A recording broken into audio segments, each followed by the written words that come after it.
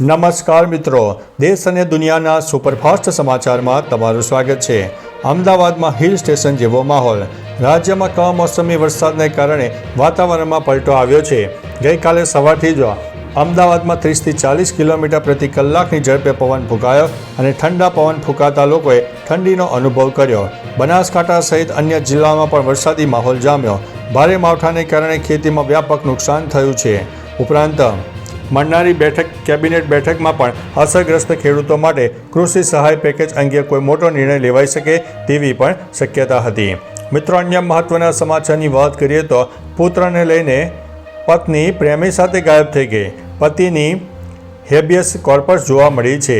અમદાવાદમાં એક વ્યક્તિએ ગુજરાત હાઈકોર્ટમાં હેબિયસ કોર્પસ અરજી દાખલ કરી છે, જેમાં તેની પત્ની 5 વર્ષના પુત્રને લઈને પ્રેમી સાથે જતી રહી હોવાનો આક્ષેપ છે। અરજદાર પિતાને શંકા છે કે પુત્ર પાસે કેનેડિયન પાસપોર્ટ હોવાથી પત્નીનો પ્રેમી તેને વિદેશ લઈને ચાલ્યો જશે। પત્ની અને પુત્ર 17 દિવસથી ગાયબ છે અને આ મામલે બોડકદેવ પોલીસમાં અરજી અપાઈ છે। હાઈકોર્ટે પોલીસ પાસેથી કેસનો રિપોર્ટ માંગ્યો છે।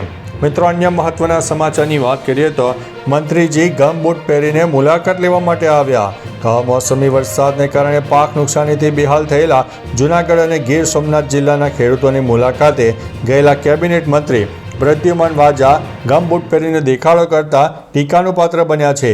ખેતરોમાં ઊભો પાક નાશ પામતા ખેડૂતો આર્થિક સંકટમાં મુકાયા છે। સોશિયલ મીડિયા પર વાયરલ થયેલી તસવીર જોઈને સ્થાનિકો માની રહ્યા છે કે મંત્રીને ખેડૂતોની વેદના કરતાં પોતાના કપડાની વધુ ચિંતા છે।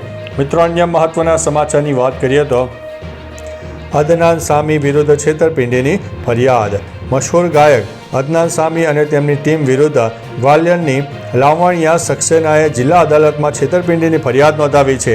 લાવણ્યાએ 2022માં અદનાન સામીને સંગીત કાર્યક્રમ યોજવા માટે 33 લાખની ડીલ કરી હતી અને એડવાન્સમાં 17.62 લાખ ચૂકવ્યા છે, પરંતુ કાર્યક્રમ યોજાયો ન હતો અને કોર્ટે 28 ઓક્ટોબરે સુનાવણી કરીને ઇન્દરગંજ પોલીસ સ્ટેશન અને એસપી ગ્વાલિયર પાસેથી કેસનો સ્ટેટસ રિપોર્ટ પણ માગ્યો છે।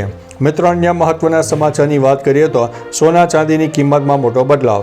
સોના ચાંદીની કિંમતમાં ઘટાડાનો સિલસિલો યથાવત જોવા મળ્યો છે। સોનું ધનતેરસથી અત્યાર સુધીમાં લગભગ 7,600 પ્રતિ 10 ગ્રામ સસ્તું થયું છે। મંગળવારે પણ સોનાના ભાવમાં ભારે ઘટાડો નોંધાયો। અમદાવાદ અને વડોદરામાં સોનાનો ભાવ 24 કેરેટનો 1,22,510 રૂપિયા અને 22 કેરેટનો 1,12,250 રૂપિયા છે। ચાંદીના ભાવ પણ ઘટાડા સાથે ભારતીય બજારોમાં 1,54,900 રૂપિયા પ્રતિ કિલોગ્રામ ઉપર આવી ગયો છે। વિદેશી બજારમાં ચાંદી 2.03% ઘટીને 47.60 પ્રતિ અંશ ઉપર થઈ ગઈ છે। મિત્રો, અન્ય મહત્વના સમાચારની વાત કરીએ તો વીરપુર ધામમાં જલારામ બાપાની જન્મ જયંતિની ધામધૂમથી ઉજવણી કરવામાં આવી। યાત્રાધામ વીરપુરમાં પૂજ્ય જલારામ બાપાની 226મી જન્મ જયંતિ ધામધૂમથી ઉજવવામાં આવી। ભવ્ય શોભાયાત્રામાં હજારો ભક્તો જોડાયા અને સમગ્ર વીરપુર ધામ ભક્તિભાવથી ઝૂમી ઉઠ્યું। શોભાયાત્રામાં સાધુ સંતો અને ભાવિકો જોડાયા હતા। જલારામ બાપાને અર્પણ રૂપે 226 કિલો બુંદી અને ગાંઠિયાનો પ્રસાદ તૈયાર કરીને વિતરણ કરવામાં આવ્યો હતો। બાપાના જીવન પ્રસંગોને દર્શાવતી ઝાંખીઓ પણ રજૂ કરવામાં આવી હતી। મિત્રો, અન્ય મહત્વના સમાચારની વાત કરીએ તો પીએમ મોદીના વખાણમાં ઓતપ્રોત થયા ટ્રમ્પ। ડોનાલ્ડ ટ્રમ્પે દક્ષિણ કોરિયામાં જણાવ્યું હતું કે ભારત સાથે લાંબા સમયથી પેન્ડિંગ વેપાર સમજૂતી ઉપર હસ્તાક્ષર થશે। તેમણે કહ્યું છે કે જો તમે ભારત અને પાકિસ્તાનને જુઓ તો હું ભારત સાથે વેપાર સોદો કરી રહ્યો છું। મને પીએમ મોદી માટે ખૂબ જ આદર અને પ્રેમ છે। અમારા સંબંધો ખૂબ સારા છે। પીએમ મોદી સૌથી સુંદર દેખાવાના છે અને તેઓ જબરદસ્ત વ્યક્તિ છે અને તેઓ ખૂબ જ કઠોર પણ છે। મિત્રો, અન્ય મહત્વના સમાચારની વાત કરીએ તો આસારામને વચગાળાના જામીન મળ્યા છે। રાજસ્થાન હાઈકોર્ટે દુષ્કર્મના કેસમાં આજીવન કેદની સજા ભોગવી રહેલા આસારામને મોટી રાહત આપી છે। હાઈકોર્ટે તબીબી કારણોસર આસારામને 6 મહિના માટે વચગાળાના જામીન આપ્યા છે। આ કેસની સુનાવણી કરી રહેલા કાર્યકારી મુખ્ય ન્યાયાધીશ સંજીવ પ્રકાશ શર્માની આગેવાની હેઠળની ડિવિઝન બેન્ચે આસારામને વચગાળાના જામીન આપ્યા છે। હાલમાં આસારામ એક ખાનગી હોસ્પિટલમાં સારવાર હેઠળ છે। મિત્રો, અન્ય મહત્વના સમાચારની વાત કરીએ તો ગુજરાતમાં સ્ટ્રોકના 10માંથી 4 દર્દી 50 વર્ષથી નાની ઉંમરના છે।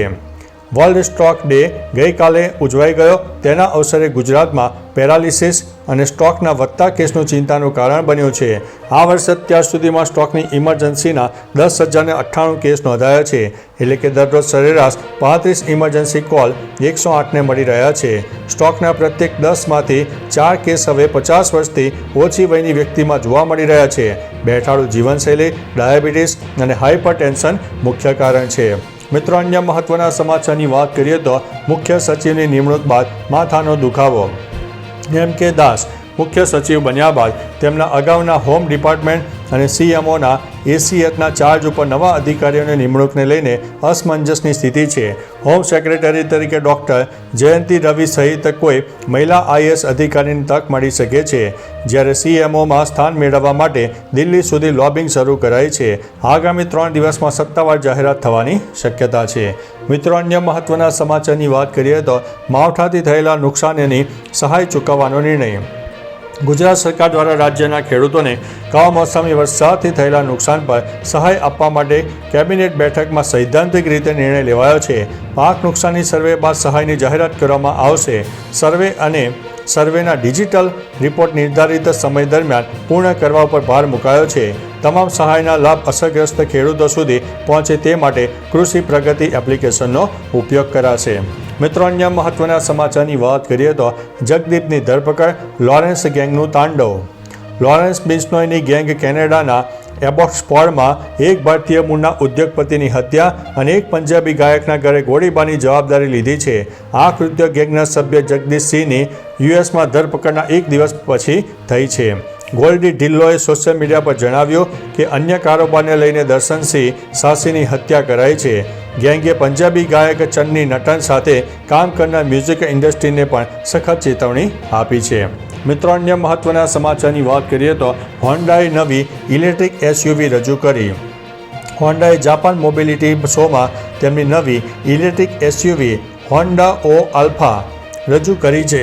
આ મોડલ કંપનીની O સિરીઝનું ઇલેક્ટ્રિક કારનું એન્ટ્રી પોઈન્ટ માનવામાં આવે છે. હોન્ડા O આલ્ફા 2027માં ભારત, જાપાન સહિત અનેક બજારોમાં લોન્ચ થવાની ધારણા છે. આ SUV Maruti Suzuki Vitara, Hyundai Creta electric અને ટાટા કર્વ EV જેવી કારોને ટક્કર આપશે. કંપનીએ ડિઝાઇન અને બેટરી ટેકનોલોજીમાં નવીનતા દાખવી છે. તો ચાલો મિત્રો, ફરીથી દેશ અને દુનિયાના સુપરફાસ્ટ સમાચાર લઈને મળતા રહીશો. ત્યાં સુધી અમને રજા આપશો. નમસ્તે.